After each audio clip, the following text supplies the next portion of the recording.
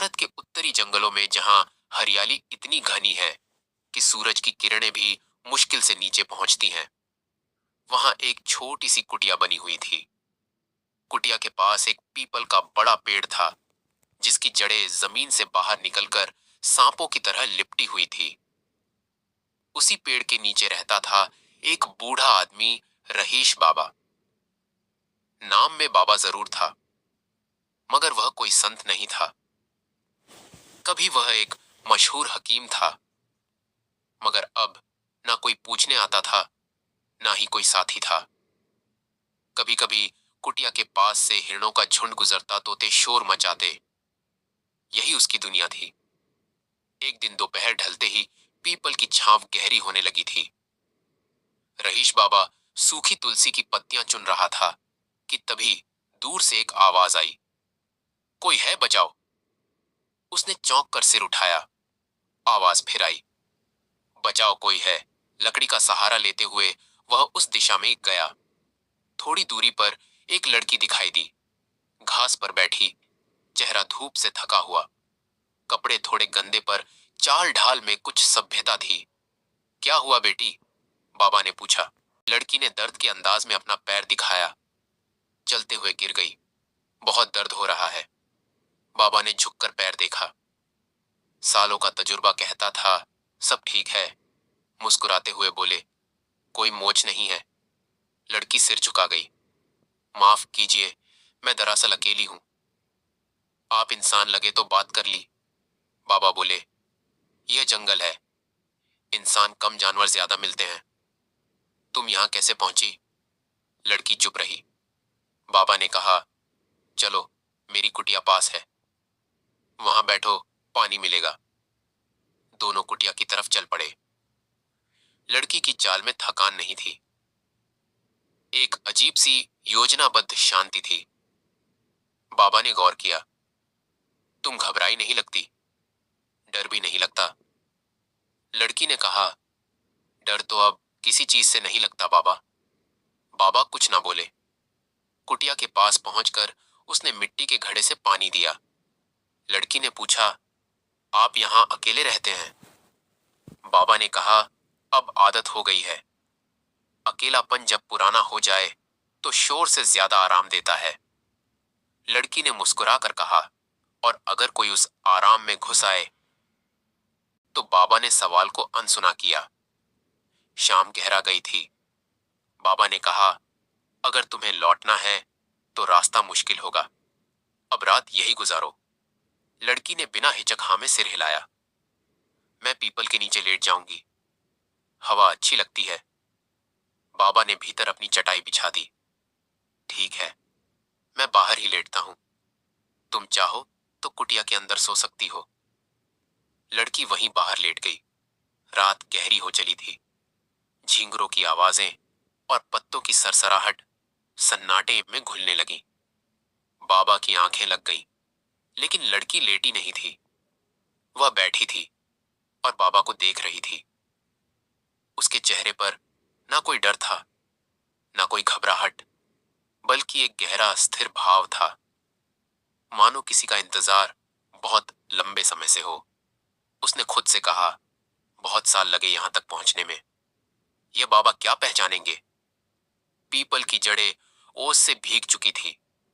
चांद की रोशनी में रात पूरी तरह जाग रही थी, मगर उस चटाई पर सोया बूढ़ा बाबा किसी और ही दुनिया में था। सपनों में शायद फिर वही बीते दिन, वही खोई आवाजें गूंज रही थीं।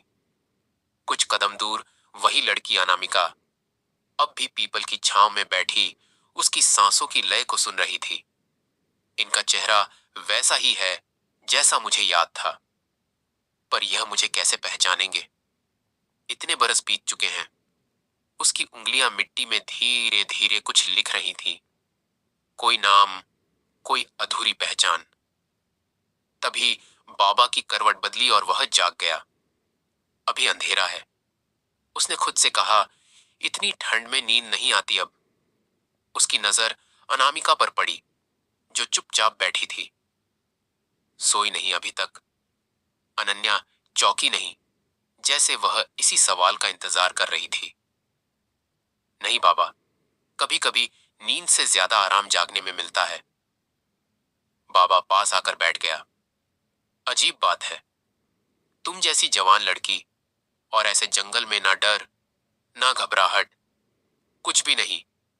कोई ढूंढने नहीं आएगा तुम्हें। अनामिका ने आंखें झुका ली। ढूंढने को कोई है ही नहीं। बाबा चुप हो गया।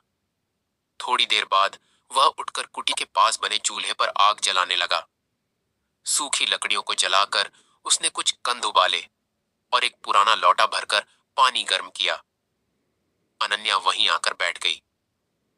तुम्हारा नाम क्या है? बाबा ने पूछा। अनामिका, उसने जवाब दिया। कहां से आई हो?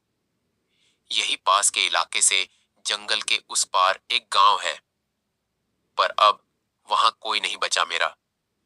सुबह की किरणों ने अब पेड़ की शाखाओं को हल्के हल्के छूना शुरू कर दिया था। अनामिका ने बाबा की मदद से चूल्हे के पास बैठकर काम में हाथ बटाया। पानी लाना, सूखी घास इकट्ठा करना, पत्तियां साफ करना। बाबा उसे देखता रहा। कभी किसी ने इतना अपनापन नहीं दिखाया इतने वर्षों में। खाने के बाद अनामिका ने पूछा, बाबा, आप क्या कभी वापस गांव नहीं जाते? बाबा की आंखें धुंधलाईं। जिस जगह से मन टूट जाए वहां पैर रखने का भी साहस नहीं होता। कभी बहुत लोग थे, लेकिन क्या कभी किसी ने आपको ढूंढा नहीं? बाबा ने बहुत देर तक कुछ नहीं कहा, सिर्फ पीपल की एक टहनी को घूरता रहा। जिसके लिए जाना चाहिए था, वह भी एक दिन बिना बताए चली गई, शायद हमेशा के लिए। अनामिका चुप हो गई। उसने कुटिया की ओर देखा, जैसे किसी पुरानी बात की परछाई उस कुटिया की दीवारों से चिपकी हो। बाबा बोला, हाँ, कई बरस पहले किसी के साथ, फिर तुरंत खुद को रोका। अब कोई साथ नहीं है। अनामिका कुछ कहना चाहती थी, पर रुक गई। दोपहर ढल रही थी। अनन्या कुटिया के पीछे बनी एक पुरानी पगडंडी से होकर जंगल के भीतर चली गई और थोड़ी देर बाद लौटकर 2 पके आम लेकर आई। बाबा ने पूछा, इतनी जल्दी कहां से लाई? पीछे एक पेड़ है, बहुत मीठे आम हैं। बाबा मुस्कुरा दिया। अनामिका ने आम बाबा को दिया और खुद भी खाने लगी। एक आम के छिलके पर उसने अनजाने में नाखून से कुछ लिखा, फिर जल्दी से मिटा दिया। बाबा की नजर छिलके पर पड़ी, लेकिन कुछ कहा नहीं। शाम होते ही ठंडी हवा बहने लगी। जंगल में सूरज जल्दी छुप जाता है। बाबा कुटिया के पास सूखी लकड़ियां जमा करने लगा। अनन्या उसके पास आई और बोली, बाबा, आज रात मैं एक जगह दिखाना चाहती हूं आपको। एक कुटिया जैसी है, कपड़े से बनी, थोड़ी दूर जंगल में। आप चलेंगे मेरे साथ? बाबा कुछ पल सोचता रहा। कपड़े की कुटिया जंगल के भीतर? क्यों? बस यूं ही जब से यहां आई हूं वहां रोज जाती हूं। वहां बैठने से कुछ यादें सी आती हैं। अब चले ना मेरे साथ? बाबा ने पहले मना करना चाहा, लेकिन फिर बोले, अच्छा चलते हैं। रात का भोजन साधारण था। उबले हुए कंद, कुछ आम और एक मिट्टी के गिलास में पानी। फिर अनन्या ने मशाल जलाई और दोनों जंगल की पगडंडी पर चल पड़े। जंगल की झाड़ियों के बीच से गुजरते हुए बाबा की सांसें तेज हो गई। कुछ दूर चलने के बाद एक खुला स्थान आया। वहां एक पुरानी सी कपड़े की कुटिया खड़ी थी। हवा में उसका कपड़ा फड़फड़ा रहा था। बाबा की चाल अचानक धीमी हो गई। कुछ अजीब था इस कुटिया में। उसकी रचना, उसकी गंध, उसका आकार, सब कुछ बहुत जाना पहचाना सा लग रहा था। बाबा ने कहा, मैंने इसे पहले भी देखा है, लेकिन कहां? अनामिका चुपचाप कुटिया के बाहर खड़ी हो गई।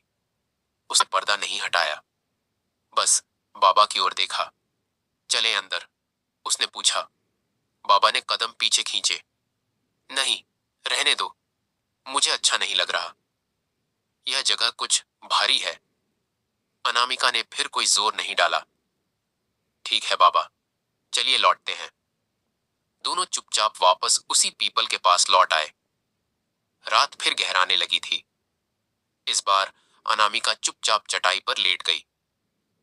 बाबा भी लेट गया, पर नींद दोनों की आंखों से कोसों दूर थी। बाबा की आंखें आधी खुली थीं। उसने अनामिका के चेहरे की तरफ देखा। वही स्थिर भाव, वही निगाहें। यह लड़की मुझे क्यों इतनी जानी पहचानी लगती है। पीपल के नीचे रात का सन्नाटा फैल चुका था। चांद की रोशनी धुंधली हो रही थी और पेड़ों की लंबी परछाइयां जमीन पर रेंगती नजर आ रही थीं। बूढ़ा बाबा करवट बदलते बदलते थक चुका था। उसे नींद नहीं आ रही थी। पास ही अनामिका चुपचाप लेटी थी।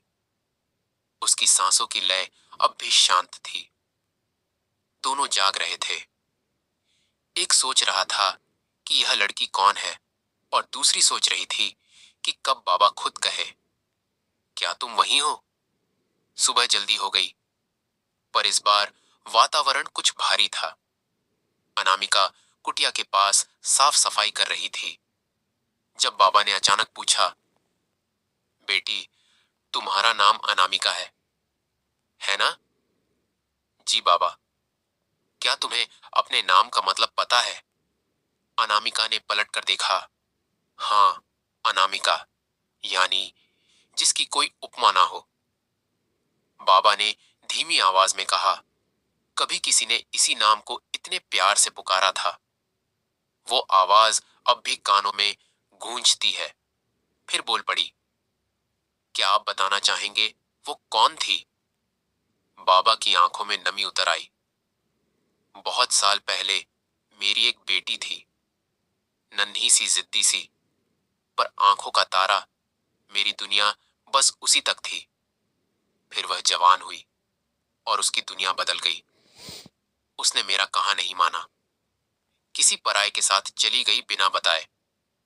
मुझे क्या खटकता था वह लड़का या उसका जाना, शायद मेरा टूटा भरोसा। और कुटिया के अंदर चला गया। कुछ देर बाद वह एक पुराना थैला लेकर बाहर आया। उसमें एक मुरझाया हुआ लकड़ी पर उकेरे नाम का टुकड़ा था। अनु, यह मेरी बेटी ने बनाया था। कुटिया के एक कोने में यही लगाया था। जब वह गई तो सब कुछ जला दिया, बस यही टुकड़ा बचा लिया। अनामिका की आंखों से आंसू गिरने को थे, लेकिन उसने खुद को संभाला। बाबा, उसने कहा, आप उस कुटिया में अब क्यों नहीं जाते? बाबा ने गहरी सांस ली, क्योंकि वहां वह हर चीज है जो मैं भूलना चाहता हूं। कभी कभी कुछ चीजों को देखने से हम उन्हें माफ कर सकते हैं, खुद को भी। बाबा कुछ कह नहीं पाया। दोपहर ढल गई थी। दोनों पीपल के नीचे बैठे थे। अनामिका ने एक मिट्टी की तख्ती पर कुछ लिखना शुरू किया। बाबा ने देखा, वह लिख रही थी संस्कृत में कुछ श्लोक। तुम्हें संस्कृत आती है? बाबा चौंका। थोड़ी बहुत मां सिखाया करती थी। बाबा को याद आया, उसकी बेटी भी संस्कृत में श्लोक लिखती थी। एकदम वही लिखावट, वही अक्षर। अब बाबा को एक हल्का शक होने लगा था। यह लड़की कौन है सच में? रात आई तो अनामिका ने कहा, बाबा, अगर मैं आपसे कुछ कहूं तो क्या आप डरेंगे? नहीं डर, अब क्या रह गया बेटी। बाबा हंसा। तो फिर कल सुबह एक बार मेरे साथ उस कुटिया में आज चलिए। मैं वहां आपको कुछ दिखाना चाहती हूँ। उसके बाद आप जहां कहें मैं चली जाऊंगी। बाबा थोड़ा असहज हुआ। रात दोनों की आंखों से ओझल रही। सुबह हुई बहुत शांति के साथ। अनामिका तैयार थी। उसने उस दिन के लिए कुटिया साफ की, एक पीले फूल की माला बनाई और बाबा को पीपल के नीचे बुलाया। चले? उसने पूछा। बाबा ने उसकी आंखों में देखा। कुछ था वहां, कोई भूली तस्वीर, कोई आवाज, कोई अपनापन। दोनों चल पड़े। कपड़े की बनी कुटिया फिर एक बार सामने थी। इस बार हवा कम और भीतर की खामोशी ज्यादा थी। अनामिका ने कुटिया का पर्दा हटाया और कहा, अब भीतर चलिए। बाबा ने कांपते हाथों से पर्दा उठाया और भीतर दाखिल हुआ। भीतर जमीन पर दो चीजें रखी थीं। एक पुराना लकड़ी का खिलौना, वही जो बाबा ने कभी अपनी बेटी के लिए बनाया था, और दीवार पर खुरच खुरच कर लिखा गया नाम। बाबा का गला सूख गया। यह नाम, यह तो अनामिका।